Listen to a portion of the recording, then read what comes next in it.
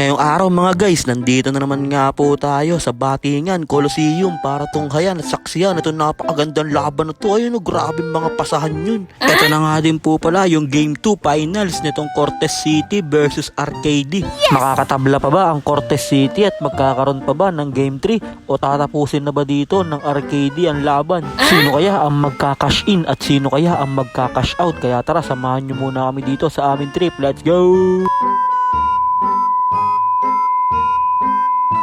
So, ayun po nandito na nga din ang Cortez City at grabe naman tong beshi ko na si Adrian Bonao, humihipak pa sa vape, maglalaro na lang.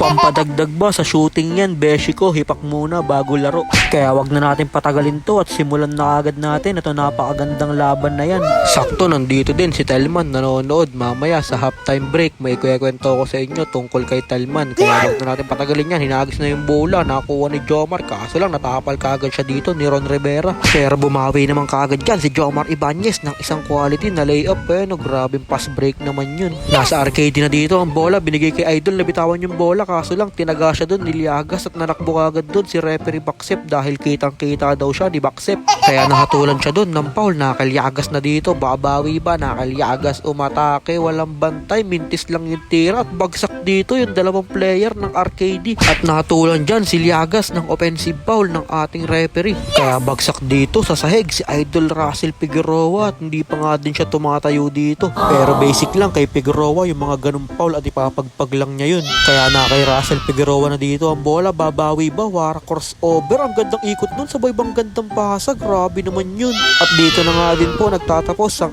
ating first quarter at simulan na kagad natin yung second quarter para mag half time na dahil may kwento pa ako sa inyo na kay Ibanez dire-diretso dito, iniwanan lahat ng bantay niya. Babawi ba dito si Spicy P, tumira ng tres, mintis lang siya pero siya pa rin nakakuha at grabe ikot naman yun, sabay pinali pa, parang si Kyrie Irving lang, mintis lang si Spicy P dun. At nakatulang pa siya ng outside kaya medyo nagalit dun si Spicy P dahil napakaganda ng moves na yun, hindi lang niya na-shoot. Na kay Garay dito, tumira, mintis lang si Garay pero nandun si Oh My Bibim sa ilalim at napaplex pa ng muscle niya, sabay tinignan pa yung kalaban niya dun. Pag ganyan ba naman ang mga gagawin mong moves ay hindi malabo, buksan ulit ni Kagawad S ang kanyang mahiwagang kubo. Na kay Bimby James na naman dito, may kasama pang foul, dinilaan pa yung bantay niya dun. Talagang naghahapit ngayon dito si Bimby James, mukhang nanonood dyan sa mga gilid-gilid si Kagawad S. Kaya nagpapasikat si Bimby James. Na kay JB Gusela dito, biglang tumira sa 3 points, inista mo na by JB Gusela at hindi pa kinasa dito ni JB Gusela yung kanyang shotgun. Mamaya na daw ikakasa pag mga crucial na at na kay Dame dito at natawagan ng foul si Spicy P at hindi siya makapaniwala dun. Kaya tamang reklamo lang muna dito si Spicy P kay Baksep TV pero sabi ni Baksep TV, foul ka talaga, kitang kita ako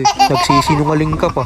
Kaya na kay Spicy P dito, babawi ba? Dahan-dahan nagmamadali, binigay sa secret weapon ng Batingan, grabing reverse naman yun, dinukot pa sa ilalim ng baul ni Jaymar Apasionado. Kaso lang nabawian kagad siya dito ni Dame Serda ng isang quality na 3 points. Kaya Dame Serda for 3, taga-libis yun hindi naman yung taga-Batingan Talagang puro import na naglalaro dito sa barangay Batingan. Kaya nasa Arcady na ang bola, na kay Figueroa, binigay kay Spicy P. Spicy P, ang ganda pasa naman nun kay Tuka Lights. At 5 seconds na nga lang din yung natitira sa ating oras. Kaya nakaliagas nagmamadali, tumira ng 3 points, ilista mo na, buzzer beater yun para kay Liagas. Kaya naman tuwang-tuwa dyan kay Liagas yung mga kakampi niya at syempre yung mga manonood natin dito tuwang-tuwa din dahil mukhang kakash out na naman ng mga ET. Kaya talagang cash out na naman later. Ang sarap sana maglaro dyan sa finals, kami dapat yung naglalaro dyan, kaso lang nagkatamaran na yung team namin. 3 months ba naman tinigil nung chairman namin yung liga dito ng basketball at volleyball dahil wala na daw pondo. Buti na lang nandito si Kapitan Tatay Gili dahil siya nga po pala yung nagtuloy dito ng mga paliga natin sa Batingan. Paano na lang kung hindi tinuloy yan ni Tatay Gili yung liga? Sino na magtutuloy na tong liga dito sa Batingan? Alangan naman ako.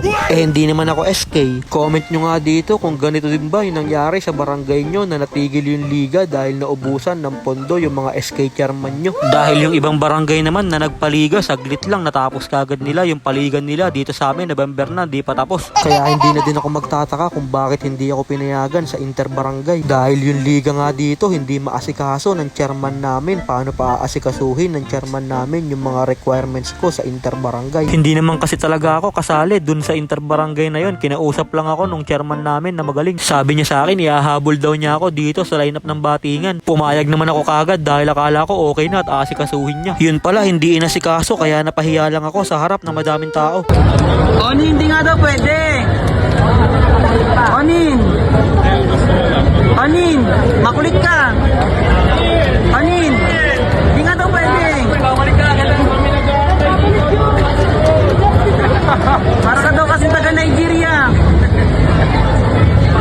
Nananahimik akong nagwo-work, sinakali-sali nyo ako dito, hindi mo naman pala asikasuhin yung mga requirements ko, wala ka palang visa eh. Biruin mo, umaten pa ako dyan sa opening ng interbarangay kahit ang pagkain lang namin sa batingan ay tasty, hindi pa masarap yung palaman. Samantalang sa ibang barangay ay puro naka-Jollibee. Daig pa nga kami nung isla, naka-super meal, tagi-tagisa lahat ng player. Sa amin, tagi-tagisan tasty, sabay maligamgam na mineral water. Tas apat lang kami laging umaaten sa practice, yung pala hindi pa pala inasikaso ni Telman yung mga requirements ko, sabi sa SKPED. Alam naman daw ng chairman namin na hindi na pwede maghabol pero hinabol pa din ako. Sobrang nakakahiya yung ginawa mo sa akin, abo. 2 beses ako napahiya sa Inares Plaza, ayaw ako paglaruin. Taga-batingan naman ako, yung pala kaya ayaw ako payagan, hindi mo pala inasikaso. Wala ka talagang visa, Telman.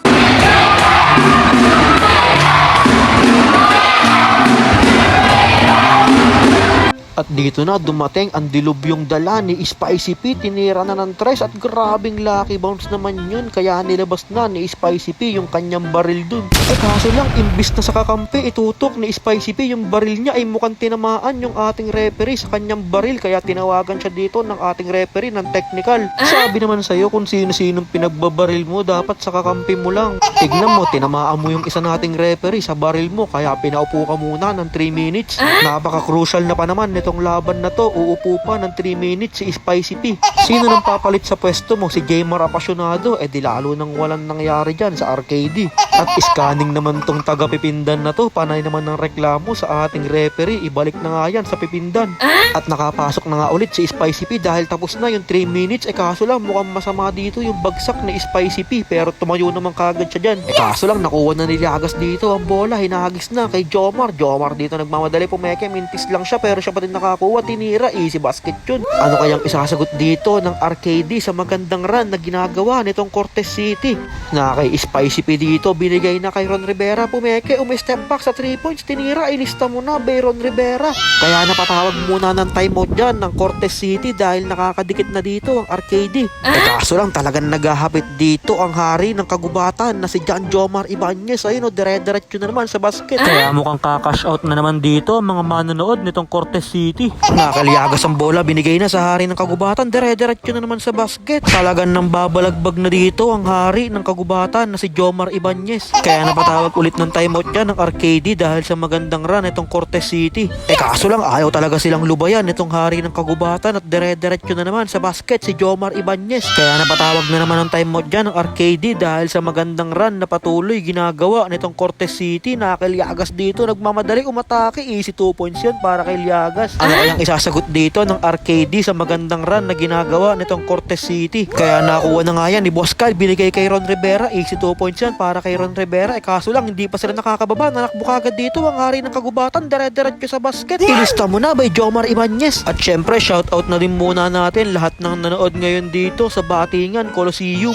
Nakakapanibago ang Batingan Coliseum dahil hindi na siya punong-puno katulad nung dati. Pero kung hindi tinigil ni Telman at ng SK itong liga sa Batingan ay panigurado ay marami pa ding manonood ngayon dito at punong-puno pa din siguro itong Batingan Coliseum. Kaso wala walang bisa yung Telman nyo. Pag kinakausap mo, oo lang ng oo. Hindi tuloy ako move on sa nangyari sa akin dun sa interbarangay na yun. Biruin mo, unang laro hindi din ako pinayagan dahil wala daw akong picture sa photo gallery. Di nakalipas na ang 1 buwan bago ulit kami magkalaro at akala ko okay na. Pagpasok ko biglang pinatigil yung laro. Talagang nakakahiya, sobrang daming tao nakatingin sa akin lahat. Ayun pala, hindi ako nahihabol sa line up up. Buti pa yung mga import ng batingan nagawan ng paraan yung requirements ng chairman namin. Pero ako nalihiti mo, taga batingan ay hindi inasikaso yung requirements ko.